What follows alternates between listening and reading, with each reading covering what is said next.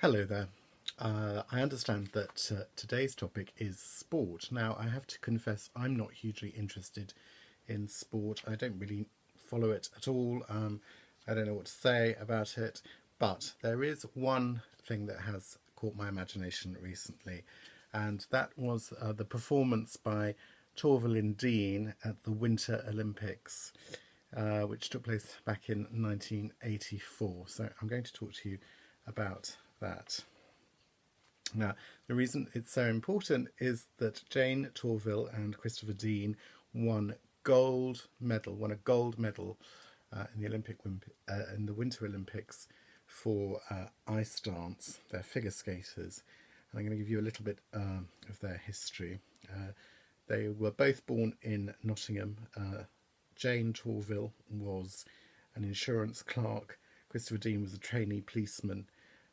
But they had a huge passion for ice skating, and in Nottingham we have the National Ice Centre, and that's where they practiced with two coaches, one called Janet Sawbridge and one called Betty Calloway.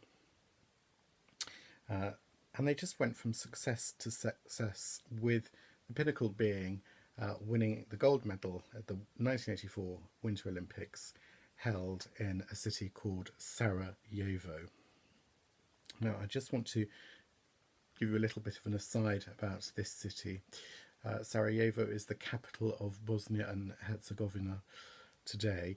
It's the political, financial, cultural, social centre of Bosnia and Herzegovina. Back in 1984, it was a city in Yugoslavia, but after the Balkan War, we know that many countries kind of broke away and independence was formed in lots of countries, so it's now the capital of Bosnia and Herzegovina. This city is sometimes called the Jerusalem of Europe because of its religious diversity. It has mosques, Catholic churches, Orthodox churches, synagogues all side by side.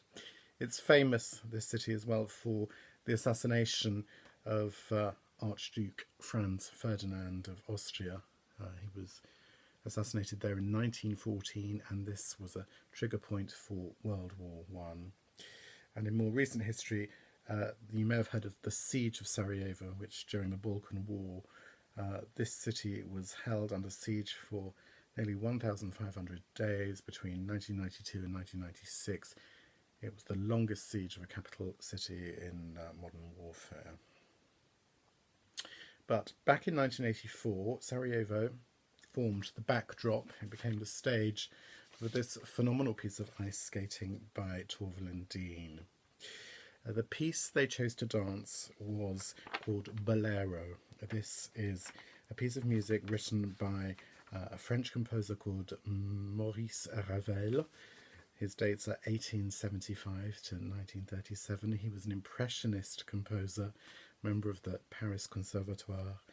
And this particular piece, called Bolero, is a ballet piece commissioned by a Russian dancer called Ida Rubinstein.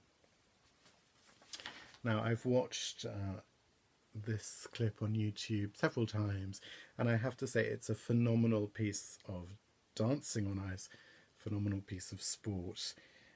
It is hugely moving. They wear an amazing ombré purple outfit.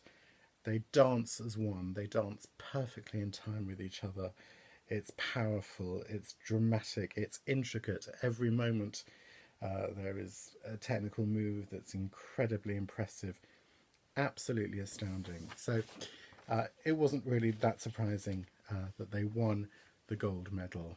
And what is really interesting is that they had an absolutely astounding range of scores.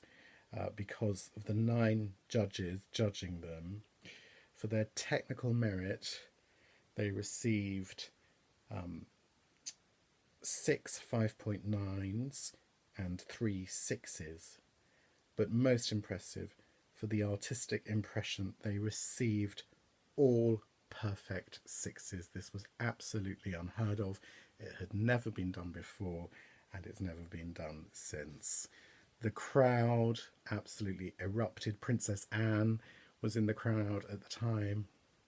It really was an incredibly moving piece of work, and I like the kind of serendipity that it took place on the 14th of February. It was Valentine's Day, and the emotional, romantic, powerful piece of dancing just seemed to capture something on that particular day. Their memory carries on.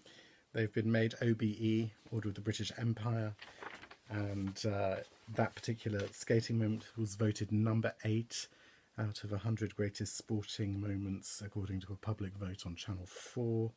And today, Jayne Torvill and Christopher Dean can be seen as judges on the ITV programme Dancing on Ice. So their dancing showed great athleticism, great technical imagination, and I want to just leave you with a thought by a French tennis player called René Lacoste, who captures this idea that they can be incredibly strong and powerful, but above and beyond that, their athleticism is presented in an artistic, beautiful and gracious way. And Jean-René Lacoste says, Jouer et gagner ne suffisent pas. Encore, faut-il le faire avec élégance. Thank you very much for listening.